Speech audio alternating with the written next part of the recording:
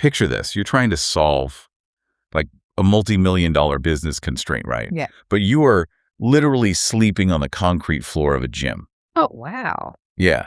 And you're getting jolted awake because there are cars racing in the parking garage directly above you. That sounds miserable. It is. I mean, you're taking these midday naps in the utility closet just because the anxiety is keeping you awake all night. Yeah. And you've got exactly $5,000 left to your name. So practically nothing in the grand scheme of a business. Right. And you cannot figure out how to get your customers to basically fund their own acquisition. I mean, you're going bankrupt in 30 days. Well, that's the absolute definition of a do or die bottleneck. Seriously. Because, when we usually discuss the theory of constraints in these deep dives, it's so easy to just picture a physical limitation, like a slow machine on a factory floor. Right, like a conveyor belt backing up. Exactly. But in this scenario, the machine works perfectly. The bottleneck is completely invisible. It's a market demand constraint, but it's heavily compounded by this severe cash constraint. Which is exactly why we're welcoming you to another deep dive into the application of the theory of constraints. Today, we are focusing on how to completely obliterate that specific cash constraint. It's a great topic. We are pulling all our insights today from Alex Hormozi's private playbook, which is called $100 Money Models. Yeah, and the reason we're starting with that visceral image, the guy sleeping on the concrete floor, is because this isn't just some abstract whiteboard theory. No, not at all. These are the literal documented strategies that Hormozi used to engineer his way out of that utility closet and build a $100 million net worth by age 31. Which is just insane to think about. It is, but the transition from that level of scarcity to that level of wealth, it requires a fundamental redesign of how a business actually operates. So what's our mission today? Well, what Hormozi describes in this playbook is just a masterful way to unblock the ultimate business constraint, which is cash flow for marketing. So the mission is to unpack exactly how to structure what he calls a money model. Okay, let's unpack this. Because if you architect this sequence of offers correctly, apparently your business generates so much immediate profit in the first 30 days that your marketing budget just becomes theoretically infinite. Right. You basically solve the demand constraint because you just never have to worry about the cost of getting a customer ever again. But to really understand the architecture of that model, we kind of have to go back to that concrete bedroom. The gym floor. Yeah, the gym floor. So he had skipped business school, he drained all his savings to open this gym, and he was just running out of time. He had about 1 month of runway left, right? Exactly, $5,000. But the breakthrough, it actually didn't come from some marketing guru. It came from a local storage unit owner. Of all people. Right. Just a guy who happened to be one of the few paying members at this failing gym. And this mentor figure, he basically does some back-of-the-napkin math, realizes Hormozi is drowning, and pulls him aside for a 5 a.m. diner breakfast. Which is just a masterclass in identifying a system bottleneck, honestly. Because at that diner, the mentor simply asks Hormozi, how are you currently acquiring customers? And Hormozi admits he's relying on this $39 special on some local discount site. Right. And it's only gotten him 4 customers. Right. So the entire system is just starved of input. So the mentor poses this question that just shifts the whole paradigm. He asks, how much does a free month of storage cost? Which feels like a total whittle. I mean, Hormozi naturally assumes the answer is 0. A free month costs nothing. Obviously, yeah. But the mentor doesn't just give him the answer. He takes him directly to a storage facility to actually show him the mechanics of it. They walk into the front office. The mentor looks at his receptionist, Judy, I think her name was, and asks her, what does a free month actually cost? And she cheerfully replies, $127, sir. Yes, $127. And the brilliance here is how the mentor breaks down the underlying architecture of that $127. How does he get there? Well, he points to the physical storage unit door and asks, okay, what does a new renter need first? A lock. Right. But they don't want you bringing some flimsy little combination lock from a hardware store. The facility conveniently sells this heavy-duty, bolt cutter-proof lock right there at the desk for $47. Oh, wow. Okay, and then the cascade of offers just begins. Because once you have a secure lock, you look at your stuff and realize it's currently sitting in this chaotic pile in your living room, right? Exactly. So you need heavy-duty boxes, you need packing tape, you need those thick permanent markers to label everything. And the storage facility sells all of those items at a massive premium markup.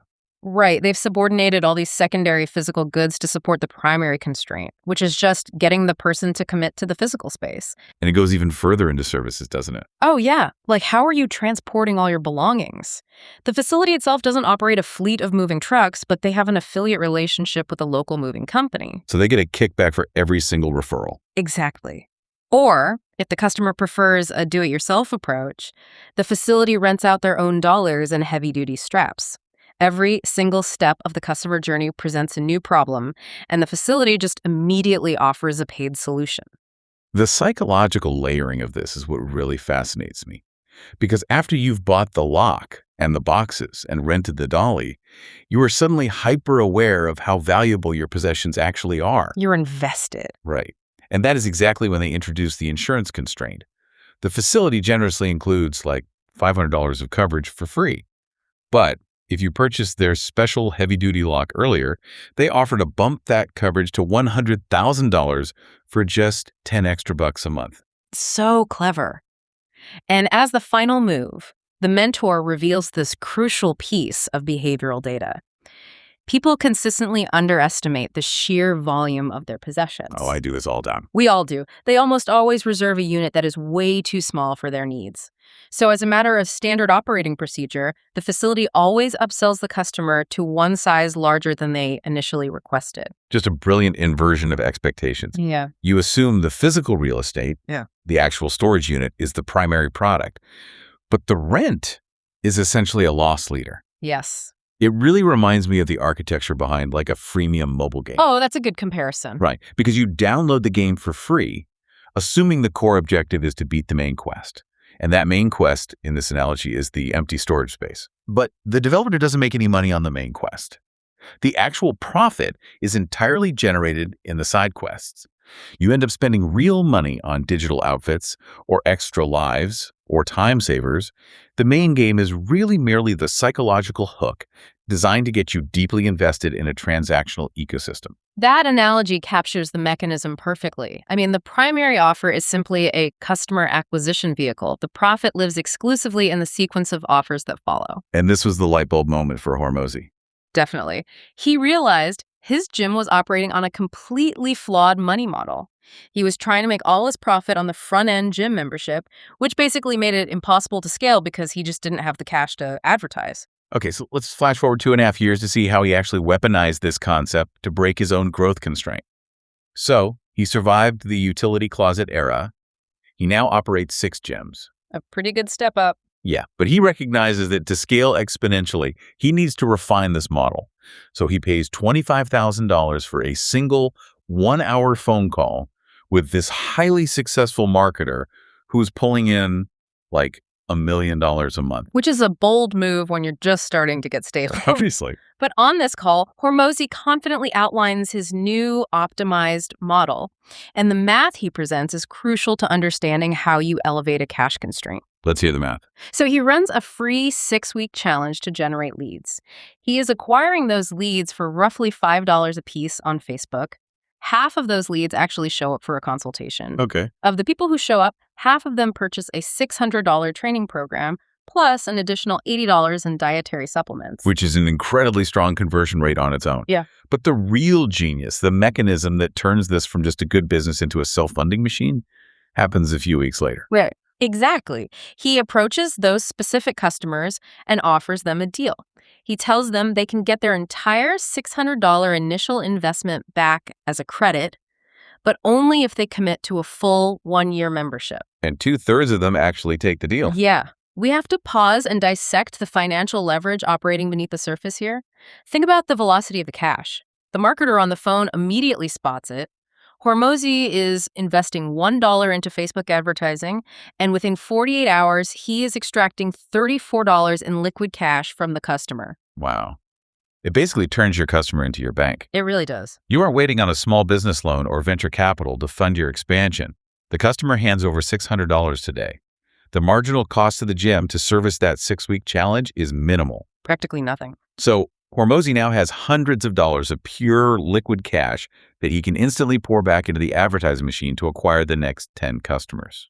And the best part is, when the customer converts to the yearly membership using their initial $600 as credit, They aren't actually pulling cash out of the gym's register. Right. It's just monopoly money at that point. Exactly. They are simply locking themselves into 11 more months of recurring revenue down the line.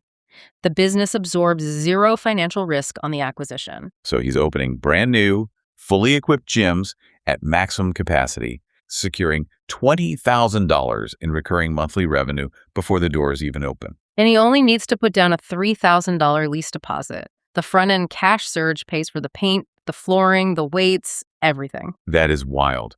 And this realization prompts a massive pivot for him because the marketer on the phone tells Hormozi, you have a level 10 skill and a level 2 opportunity. Such a great quote. He advises him that running local physical gyms is artificially constraining his potential.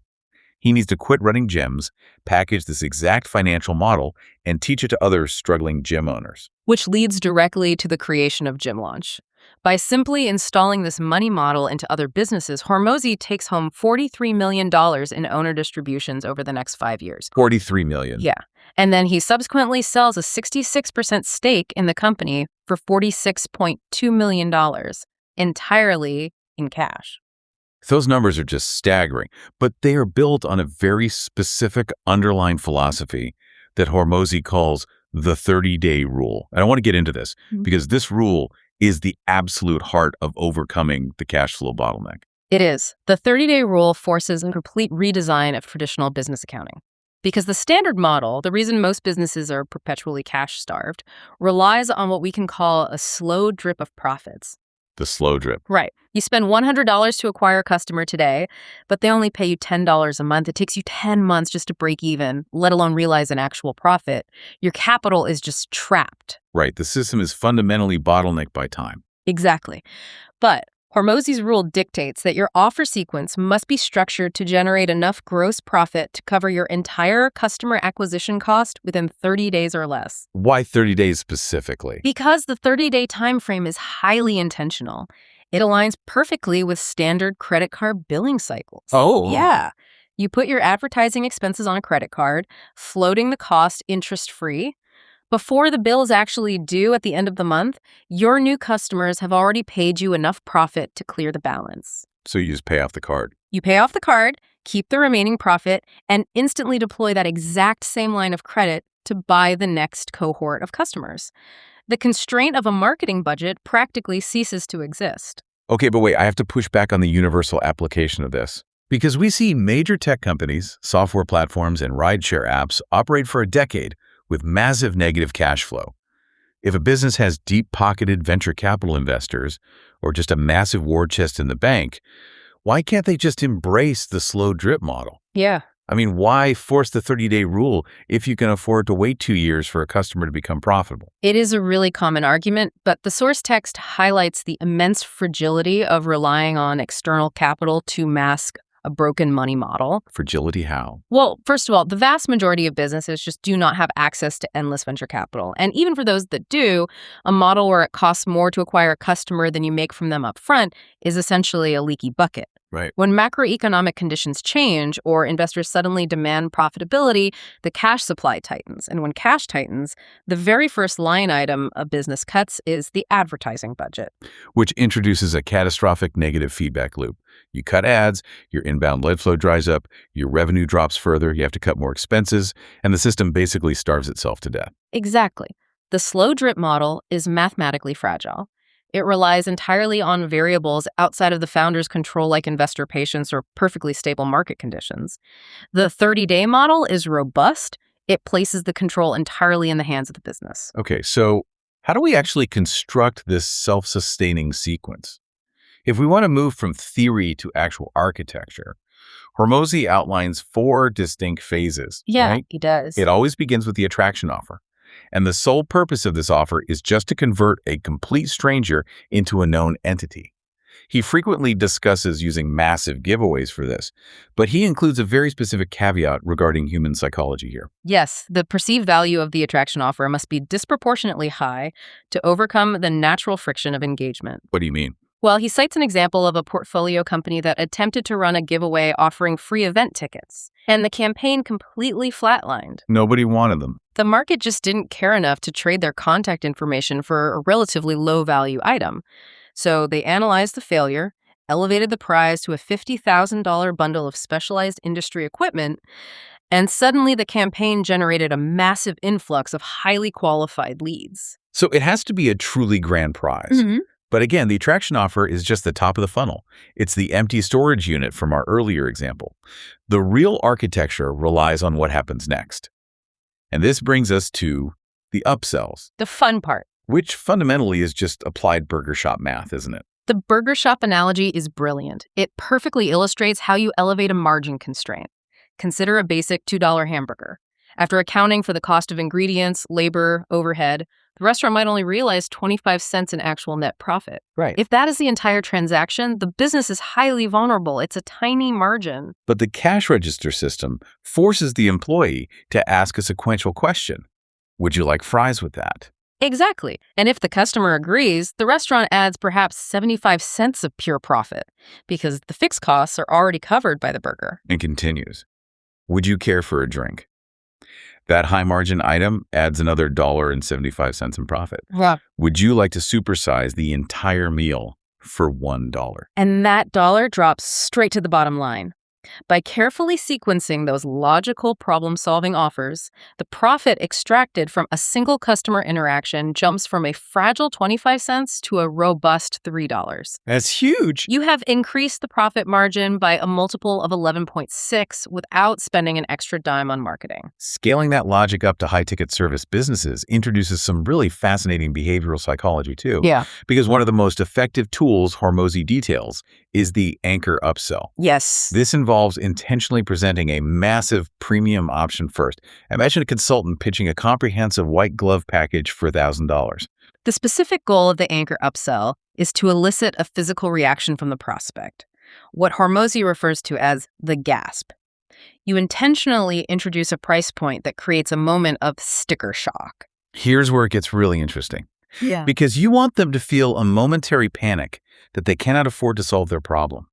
But the moment they gasp, you immediately de-escalate the tension. You play the savior. Yes. Yeah. You come to the rescue. You say, look, you probably don't need the 24-hour direct access and the fully customized team training modules. If we strip those away, our core implementation package is only $200. It's so effective. By forcing them to anchor their expectations to $1,000, the $200 core offer suddenly feels incredibly safe and heavily discounted. It radically shifts their internal perception of value. And importantly, both packages deliver the core result the customer is seeking. You are simply removing secondary premium features to lower the price rather than discounting the core product itself. Right. You never discount the core thing. Never. Another highly effective technique in this phase is the menu upsell, which relies on a counterintuitive tactic called unselling. Unselling might be the most elegant trust-building exercise I've ever seen. You sit down with the prospect, present a comprehensive menu of every service you offer, and you actively tell them what they do not need to buy. You literally cross it out. You take a pen and physically cross items off the list right in front of them. It instantly builds massive trust. It immediately disarms the natural adversarial dynamic of a sales pitch. When a salesperson actively discourages you from spending money, it shatters the assumption that their only goal is to maximize the immediate transaction. Right. It establishes them as a fiduciary, prioritizing your actual needs. Consequently, when they finally circle the 3 specific items they insist you do require, your resistance is virtually zero. You trust their diagnosis completely. But let's look at the reality of the system. This all flows beautifully when the prospect is compliant and saying yes. But what happens when the anchor upsell fails? What if presenting that $1,000 price tag doesn't result in a pivot to the core offer, but instead causes the prospect to simply say no and walk away? That introduces a totally new system constraint, abandonment. Exactly. So how do you overcome the constraint of a lost sale? Well, that is exactly why the third phase of the money model exists, the downsell. A downsell is the structural safety net. It is whatever you offer the moment a prospect says no to your primary presentation. Specifically, Hormozi focuses on the mechanics of the feature downsell. So this involves lowering the financial barrier, but explicitly tying that reduction to a loss of deliverables. If a client balks at the price of your premium done-for-you marketing service where your team executes everything, the downsell is shifting them to a do-it-yourself template package. Right. They still get the strategy, but they have to supply the labor. The psychology of the downsell here is fascinating because it relies on loss aversion. Every feature you offer possesses a price tag, but it also holds an emotional value to the prospect. Exactly. When you negotiate by removing a feature, for instance, pulling an unconditional money-back guarantee off the table to meet their budget, the prospect is forced into a sudden internal calculation. They have to weigh the absolute dollars they are saving against the perceived security they are losing. It forces a moment of absolute clarity. They might realize, wait, the only reason I was comfortable proceeding was because of that guarantee. Yes. The act of explicitly removing the feature often illuminates its true value so intensely that the prospect reverses their own decision. Often, realizing what they are missing essentially re-upsells them back into the higher-priced original offer. Because they realize the cheaper option introduces a level of risk they are just unwilling to tolerate. Taking the safety net away makes them realize how much they actually needed it. Which brings us to the final structural component of the money model. We have the attraction phase to get them in, the upsell to maximize immediate profit, and the downsell to catch the falling leads. The final piece is establishing a mechanism to get paid repeatedly. The continuity phase. Right, continuity offers. Establishing recurring revenue stabilizes the entire operation. Hormozi discusses several variations of this, such as waived fee offers. This is a brilliant structural trap. How does that one work? You inform the customer that a month-to-month agreement requires a significant upfront startup fee. However, you offer to waive that entire fee if they are willing to commit to a 6-month term. The catch is, if they break the commitment and cancel early, the original startup fee is instantly charged to their account. So it provides the customer with an immediate sense of winning. They save the fee today while simultaneously locking in the long-term cash flow for the business. Exactly. But there was a massive operational warning hidden in this section regarding continuity that we absolutely have to highlight. You're referring to the standalone membership trap. It is a highly common failure point. Yeah, Hormozi presents it as an almost unbreakable rule. No highly successful continuity business relies on a standalone membership as their primary front-facing offer. None of them. The reason is tied directly to the friction of customer acquisition.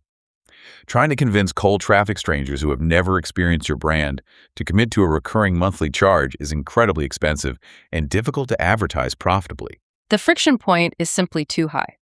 A recurring charge represents a permanent obligation in the consumer's mind. That is why the continuity phase must always be subordinated to the earlier stages. So you have to attract them with a low-friction offer first. Right. A trial, a focus challenge, a highly specific front-end product, and only introduce the recurring continuity program after they have tangibly experienced the value you provide. You upsell into continuity. Okay, looking at the totality of this system, architecting attraction campaigns, layering psychological upsells, designing feature downsells, and funneling it all into continuity, it sounds massive. It's a lot. I mean, if I am a normal person listening to this right now, I might be looking at my own business and wondering, how does someone actually build this complicated web of offers without their operations collapsing into total chaos? It is a very valid concern, and trying to implement the entire sequence simultaneously is a guaranteed recipe for operational collapse. But Hormozi provides a guiding mantra for implementation. Perfect one offer at a time. Simple scales, fancy fails. Simple scales, fancy fails. Right. You do not attempt to build a $100 million multi-tiered funnel on a Tuesday. You build it in stages. You construct it sequentially. Exactly. You ensure your attraction offer can reliably generate leads first. Once that is stable, you refine your primary core offer until it reliably converts those leads. Only when that initial two-step process is generating positive cash flow do you introduce an upsell. You measure your integration in quarters, not days. Because the operational complexity of managing different customer tiers, tracking varying deliverables, and processing complex billing requires really robust internal systems. If you try to force a bootstrap team to manage a 5-step funnel on day one, the resulting errors will destroy the customer experience. You have to build the foundation securely before you add the next floor. Okay, let's bring it all back together for you, the listener, to summarize this entire deep dive. Overcoming a market demand constraint isn't solved by simply writing clever ad copy or tweaking a social media algorithm. It's just not. It is fundamentally solved by restructuring the underlying architecture of your offers. If you sequence your attraction, upsell, downsell, and continuity offers so effectively that you generate massive liquid profit within the first 30 days, you fundamentally alter the physics of your business. Marketing transforms from a terrifying drain on cash into an infinite self-funding machine. You completely bypass the initial cash bottleneck. But, and this is where we will leave you today, Hormozi offers a very potent warning about success. He notes that when your money model finally clicks, when the gears catch and the system actually starts working as intended, your business is going to begin breaking in entirely new places under the weight of that demand. By shattering the demand constraint at the front of the system, you instantly push the bottleneck further down the line to your fulfillment capacity. Imagine you apply these exact principles today. You build the perfect sequence. You wake up tomorrow and that invisible demand constraint is gone. You suddenly have 100 times more customers kicking down your door, credit cards in hand. The dream, right? But the front-end pipes are no longer clogged. They are bursting with pressure. So here is the final provocative thought we want you to mull over today.